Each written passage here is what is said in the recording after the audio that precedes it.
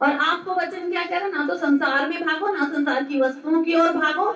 जो इज्जत, जो मान, जो सम्मान है, वो कौन देने वाला है? परमेश्वर देने वाला है। आपको किन चीजों की ओर भागना, कैसे प्राप्त करना है? मिलेंगी सारी यही चीजें आपको, लेकिन भागना किधर है आपको? यहाँ पर प्रभु का वचन क्या कह रहा है? इसीलिए पहले तुम परमेश्वर के राज्य और धर्म की खोज करो, तो ये सब वस्तुएं तुम्हें मिल जाएंगी। हालेलुया। समझ में आया? सारी जितनी भी संसार की वस्तुएं हैं, जितनी भी संसार में जो चीजें बनाई गई है, वो किसने बनाई है? परमेश्वर ने अपने मुंह से बनाई है, वचन के द्वारा। सृष्टि को की रचना करी, संसार बनाया, पृथ्वी बना दी। हालेलुया। उनके उनमें चीजें बना दी, उसके ऊपर मनुष्य को बना दिया, प्राणी को बना दिया, भाई तू इसमें राज्य कर। अब उस राज्य, मनुष्य के पाप के द्वारा वो राज्य कर तो रहे थे, लेकिन मनुष्य के पाप के द्वारा क्या हुआ?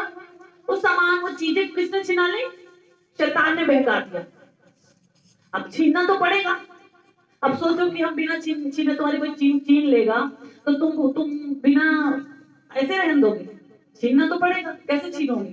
तो अगर आपने परमेश्वर को अपना पिता मान लिया और विश्वास कर लिया, तो वो जो चीजें हैं छिनाएगा कौन फिर? जो आपके साथ है।